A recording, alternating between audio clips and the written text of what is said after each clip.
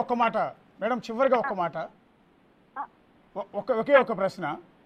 అంటే విజయసాయిరెడ్డి ముసలోడు అయిపోయాడు, ఇంకో 10 ఏళ్ళు ఆగితే చచ్చిపోతాడు, అతని ఆస్తి అంతా మనకు వస్తుంది, సైలెంట్గా ఉండని మీరు అన్నారు అని చెప్పుతో కొట్టండి. అసలు ఏం మాట్లాడండి, గవర్నమెంట్ ఆఫీసర్లు పెట్టుకొని ఇద్దరు గవర్నమెంట్ ఆఫీసర్లు నేను ఆయన అసలు చచ్చిపోతాడు ఏం మాటలేవి? మా ఏది పని పాటలే కదా ఈ మాటలని. అయ్యండి అతనికి పీస్ఫుల్ గా మీ మీడియా ద్వారా ఒకటి పీస్ఫుల్ గా తన బిడ్డల్ని తీసుకుని తనకి ఏం కావాలనో తను మా అమ్మ మా నాయనతో మాట్లాడుకుంటాడో, లేకపోతే మా చిన్నాయన గారు వస్తున్నాడు ఇప్పుడు ఒక ఆయన అనేసి హైకోర్టు అడ్వకేట్, మా చిన్నాయన మా ఎస్సీ కమిషన్ అడ్వకేట్ ఆయన, మా మామ ఉన్నాడు, మా వెలుగు మామ ఉన్నాడు, వాళ్ళిద్దరు ద్వారా డిఎన్ఏ టెస్ట్ కావాలంటూ ఉన్నాడు.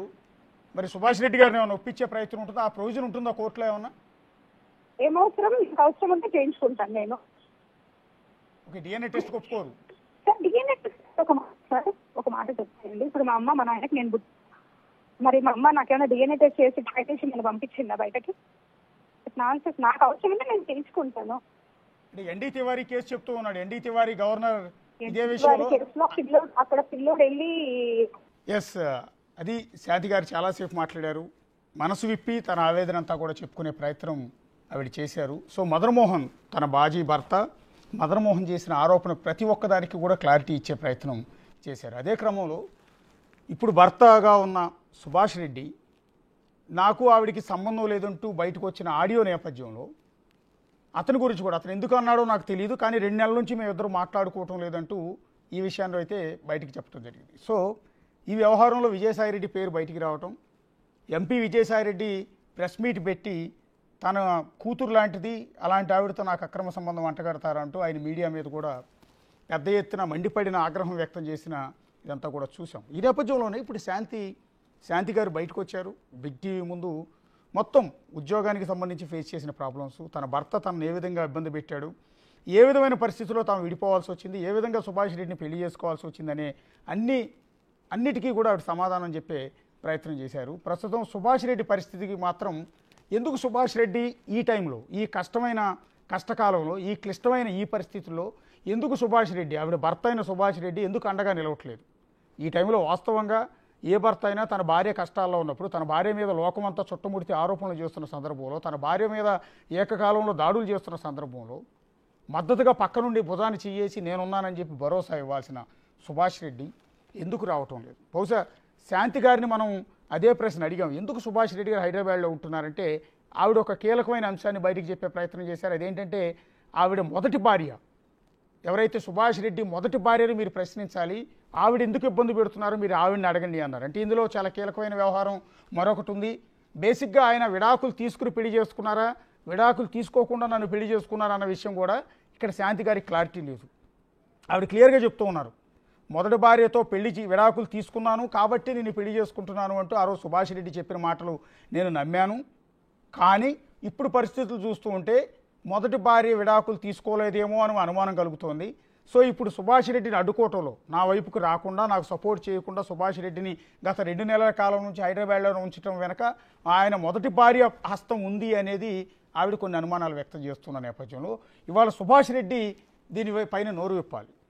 ఖచ్చితంగా నిజంగా ఆయన పెళ్లి చేసుకున్న భర్త అయితే, నిజంగా అగ్నిసాక్షిగా 3 తాళి కట్టిన భర్త అయితే, ఆవిడతో సంసారం చేసి ఒక బిడ్డను కన్న భర్త అయితే ఎందుకు భార్యనట్ట నిట్ట నిలువున సముద్రంలో వదిలేసి వెళ్ళిపోయాడు? ఎందుకు వదిలేసి వెళ్ళిపోయాడు అనేది సుభాష్ రెడ్డి ఇక్కడ సమాధానం చెప్పాలి. ఖచ్చితంగా ఆయన ఒక లాయర్, నలుగురికి న్యాయం చేయాల్సిన ఒక న్యాయవాది తన భార్య కష్టాల్లో ఉంటే తనతో బిడ్డను కానీ సంసారం చేసి ఈరోజు అవమానాల పాలవుతూ ఉన్న, అనేక దాడులకు గురవుతున్న, వ్యక్తిత్వ హననానికి గురవుతూ ఉన్న తన భార్య కష్టాల్లో ఉంటే సుభాష్ రెడ్డి ఎందుకు హైదరాబాద్లో దాక్కుంటూ ఉన్నారు, ఎందుకు అజ్ఞాతంలో ఉంటూ ఉన్నారు? నిన్న వాస్తవానికి సుభాష్ రెడ్డి కోసం మేము కూడా మాట్లాడే ప్రయత్నం చేశాం, కానీ ఆయన ఎక్కడ కూడా దొరకటం లేదు. ఫోన్ ఎత్తుతున్నారు, పలానా బిగ్ టీవీ నుంచి కాల్ చేస్తున్నాం అనగానే కట్ చేస్తున్నారు. ఎందుకు ఆయన రహస్యంగా ఉంటున్నారు? ఈ టైంలో ధైర్యంగా ముందుకు రావాలి కదా. లేకపోతే ఆయన ఆల్రెడీ తన భార్యా పిల్లలు ఉండగా, ఎందుకంటే ఫోన్ ఆడియోలో ఆయన చెప్తూ ఉన్నారు నాకు ఫ్యామిలీ ఉంది అని, భార్యా పిల్లలు ఉండగా మళ్ళీ నమ్మించి మోసం చేసి శాంతి గారిని ఏమైనా పెళ్లి చేసుకున్నారా? ఎందుకు ఆ క్లాష్ ఏమొచ్చింది? అవసరమైతే సుభాష్ రెడ్డి గారికి అలాంటి మోసం చేస్తే నేను కోర్టులో తేల్చుకుంటాను అంటూ శాంతి గారు ఆ మాట కూడా అంటూ ఉన్నారు. అంటే ఏం జరిగింది తెర వెనక? ఎందుకు సుభాష్ రెడ్డి ఆల్రెడీ భార్యా పిల్లలు ఉండగా విడాకులు తీసుకోకుండా రెండో పెళ్లి ఎందుకు చేసుకున్నారు? అది కూడా ఒక రెడ్డి, సుభాష్ రెడ్డి, ఒక అగ్రకులానికి చెందిన సుభాష్ రెడ్డి, ఒక ఎస్టీ ట్రైబ్కు చెందిన ఒక గిరిజన మహిళను మోసం చేసి ఎందుకు పెళ్లి చేసుకున్నారు? ఎందుకు ఆవిడతో బిడ్డను కన్నారు? ఈరోజు అదే గిరిజన మహిళ కష్టాల్లో ఉంటే, అవమానాల పాలవుతుంటే భర్త అయిన అగ్రకులానికి చెందిన సుభాష్ రెడ్డి ఎందుకు ఆవిడికి సపోర్ట్ చేయట్లేదు? దీనికి సమాధానం చెప్పాలి. ఒక్కసారి సుభాష్ రెడ్డి గారిని మాట్లాడించే ప్రయత్నం ఫోన్లో చేద్దాం. ఆయన నంబర్ కూడా ఉంది మన దగ్గర, ఒకసారి ట్రై చేయండి.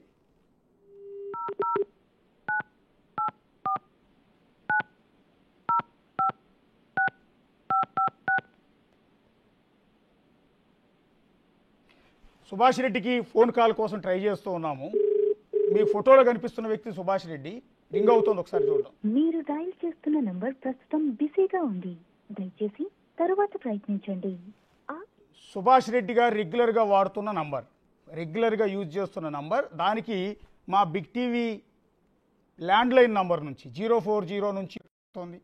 పుట్టిన తమ్ముడికి సంబంధించి రకరకాల ప్రచారాలు నడుస్తున్నాయి. అది తెలిస్తే, ఒకవేళ పొరపాటున సోషల్ మీడియా ఆ పిల్లలు చూస్తే, టీవీ ఆ పిల్లలు చూస్తే, ఇప్పుడిప్పుడే ఊహ తెలుస్తున్న 9 ఏళ్ళు కూడా లేని ఆ చిన్నారుల మనసు ఎంత తల్లడిల్లిపోతుంది. అంటే ఏ బిడ్డలకి రాని పరిస్థితి, ఏ ఆడబిడ్డలకి రాని పరిస్థితి ఇప్పుడు శాంతి గారి ఇద్దరు పిల్లలకు వచ్చింది. ఏ భార్యకు, ఏ మహిళకు, ఏ ఉద్యోగికి రాని దారుణమైన పరిస్థితి శాంతి గారికి వచ్చింది. అలాగే ఎవరూ ఫేస్ చేయలేని ప్రాబ్లం ఆ మదన్ మోహన్ అనే భర్తకి ఇప్పుడు వచ్చింది. సో ఈ కథకు ముగింపు ఇప్పుడు సాక్షాత్తు ఒక ఎంపీ పైనే ఇప్పుడు రకరకాల దాడులు జరుగుతూ ఉన్నాయి, రకరకాల ఆరోపణలు వస్తూ ఉన్నాయి. ఆయన క్లారిటీ ఇచ్చుకునే ప్రయత్నం కూడా చేశారు, కానీ ఎవరూ నమ్ముతున్న పరిస్థితి కూడా కనిపించట్లేదు. సో దీని ముగింపు ఏంటనే ప్రయత్నంలో భాగంగా బిగ్ టీవీ ఒకసారి శాంతి గారితో మాట్లాడుతోంది. ఆవిడ అనుమతి తీసుకుని ఆవిడని మాట్లాడించే ప్రయత్నం చేస్తున్నాం. శాంతి గారు నమస్తే. ఇప్పుడే మిమ్మల్ని ఇక్కడ ఈ ఇంటర్వ్యూ చేయటం ద్వారా మిమ్మల్ని దోషిగా నుంచోబెట్టి, ఇవాళ మీ మీద ఏవో ఆరోపణలు వచ్చాయి కాబట్టి మిమ్మల్ని బోన్లో నుంచోబెట్టి కోచింగ్ చేసే ఉద్దేశం మాకు ఎక్కడా లేదండి. డిస్క్లైమర్ ముందుగానే చెప్తున్నాం. ఒక మహిళగా ఈరోజు మీరు పోరాటం చేస్తూ ఉన్నారు. అందులో మీ తప్పు ఎంత ఉంది, అవతల వాళ్ళ తప్పు ఎంత ఉందా అనేది మేము బేరీజ్ వేసి, లేకపోతే తూకం వేసి మిమ్మల్ని దోషిగాను నిర్దోషిగాను మేము ప్రకటించే అవకాశం, ట్రయల్ చేసే అవకాశం కానీ ఆ బాధ్యత కానీ మాది కాదు. ఆ తప్పు కూడా మేము చేయటం లేదు. ఒకసారి వాట్ ఫ్యాక్ట్ ఏంటని చెప్పే ఉద్దేశంలో భాగంగా మిమ్మల్ని ఇవాళ మాట్లాడిస్తూ ఉన్నాం. ఒక్కసారి స్పష్టంగా చెప్పండి శాంతి గారు, మొన్న మీరు ప్రెస్ మీట్లో చెప్పిందే మరొక్కసారి అడుగుతూ ఉన్నాం. ఇప్పుడు పుట్టిన ఆ బిడ్డకి తండ్రి సుభాష్ రెడ్డి గారేనా? అవును సార్. మీరు సుభాష్ రెడ్డి గారితో దిగిన ఒక ఫోటో బిడ్డను ఎత్తుకున్న ఫోటోను ఆ రోజు ప్రెస్ మీట్లో చూపించారండి. అవునవును. సో అలాగే మా దగ్గర కొన్ని ఫొటోస్ ఉన్నాయండి. హాస్పిటల్లో అనుకుంటా బహుశా కొన్ని ఫోటోలు రిలీజ్ చేశారు ఎవరో. సుభాష్ రెడ్డి గారు ఆ పసిబిడ్డ, బహుశా అప్పుడే పుట్టిన పసిబిడ్డను ఎత్తుకుని ఉన్నారు. అది హాస్పిటల్లో అండి ఆ ఫోటో? అవును సార్, హాస్పిటల్లో ఫోటో. ఎక్కడ? వైజాగ్ అపోలో అండి? అక్కడే. ఇది బిడ్డని మీకు ఒకవేళ చూసే అవకాశం లేదు కాబట్టి మీకు చెప్తూ ఉన్నాను. బిడ్డని ఎత్తుకుని హాస్పిటల్లో ఉన్నారు ఆయన. అవును, అప్పుడే బేబీని తీసుకొని వచ్చారు నా దగ్గరికి. ఫస్ట్ ఫోటో ఆయనకి బేబీతో వచ్చిన ఫస్ట్ ఫోటో అది మా ఫ్రెండ్ ఒక అబ్బాయి తీశాడు. బిడ్డను చూడగానే ఒక తండ్రిగా తన పుట్టిన బిడ్డను చూడగానే ఎంత ఆనందంతో, తన్మయంతో, సంతోషంతో ఉంటాడో అదే ఆనందం, అదే సంతోషం ఆయన కళ్ళల్లో కనిపిస్తోంది ఈ ఫోటోలో మాకు.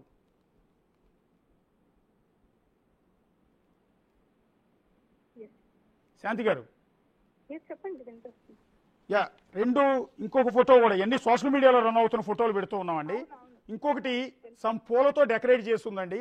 బిడ్డని అందులో కూర్చోబెట్టారు, పూలతో రౌండ్ గా ఒకటి డిజైన్ చేస్తుంది. క్రాడల్ ఫంక్షన్ అది వైజాగ్ లో. క్రాడల్ ఫంక్షన్ అది ఏం ఫంక్షన్ అండి? క్రాడల్ ఉయ్యాల్లో వేసే ఫంక్షన్ అంటారు కదా, అది ఉయ్యాల్లో వేసే ఫంక్షన్ అండి. అక్కడ మీరు అవతల పక్క నవ్వుతూ నిలబడ్డారు, యువతల పక్క సుభాష్ రెడ్డి గారు నవ్వుతూ నిలబడ్డారు. ఇద్దరు బిడ్డను ఎత్తుకుని ఉన్నారు. అవునండి. నెక్స్ట్ ఇంకొక సోషల్ మీడియాలో రన్ అవుతున్న ఫోటోలు అండి ఇవన్నీ. తర్వాత ఒక ఫోటోలో మీరు పచ్చ శారీతో ఉన్నారండి. అప్పటికి బాబు పుట్టలేదు, బహుశా బేబీ బంప్స్ అంటారు కదా.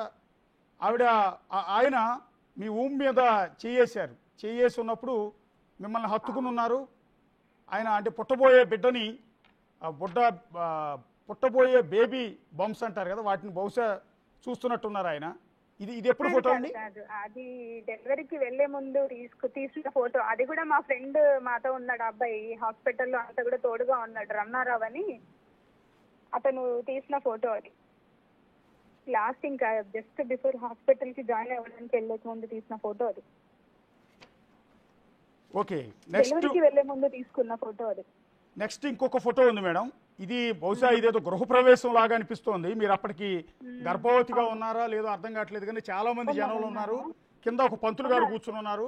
బహుశా సత్యనారాయణ వ్రతం చేస్తున్నప్పుడు కనుక ఎట్లా అయితే చేస్తుంటారో ఒక పూజా కార్యక్రమం జరుగుతుంది. మరి ఎక్కడో అది? అవునవును, మా ఇంటిదే.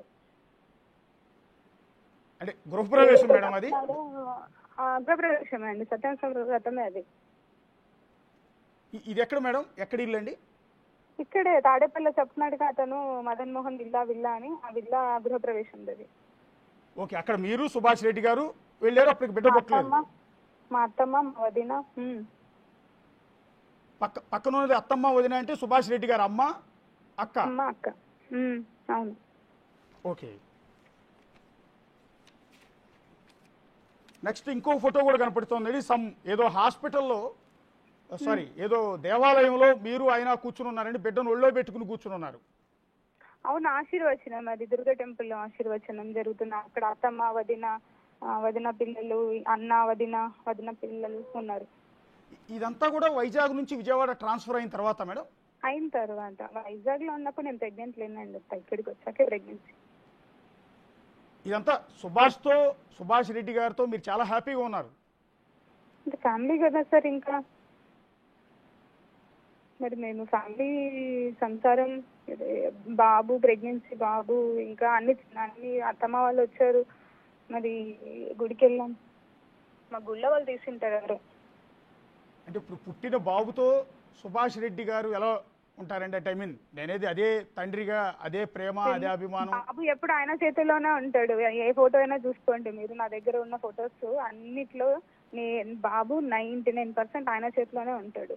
So that he loves his son అంతే. ఓకే, ఇప్పుడు బాబు ఎక్కడ ఉన్నారండి మేడం? మీ దగ్గరే ఉన్నారా? నా దగ్గర. నాకు చైల్డ్ అండి, తను ఇంకా 1 year 3 months అవుతుంది ఇప్పుడు తనకి. కానీ నిన్న ఒక ఆడియో బయటకు వచ్చిందండి. అంటే బహుశా ఇది మీకు కొంత ఇబ్బందికరంగా ఉంటుందేమో, మిమ్మల్ని ఒప్పించాలన్న ఉద్దేశంతో అడగట్లేదు, కానీ జనాలకు ఒక క్లారిటీ ఇవ్వటం కోసం. మదన్ మోహన్ తరపు లాయర్ అనే పేరుతో ఒక వ్యక్తి కాల్ చేసి సుభాష్ రెడ్డి మాట్లాడిన ఫోన్ కాల్ అది. బేసిక్గా అవతల వాళ్ళతో మాట్లాడుతున్నప్పుడు ప్రైవసీకి సంబంధించిన వ్యవహారం, కాల్ రికార్డ్ చేయకూడదు. మరి ఈ వ్యక్తి ఏ ఉద్దేశంతో Subhash Reddy phone call record చేశాడు మాకైతే తెలియదు. అది సుభాష్ ఛాలెంజ్ చేస్తాడులేండి ఆ అడ్వకేట్. ఒకవేళ కనుక సుభాష్ కనుక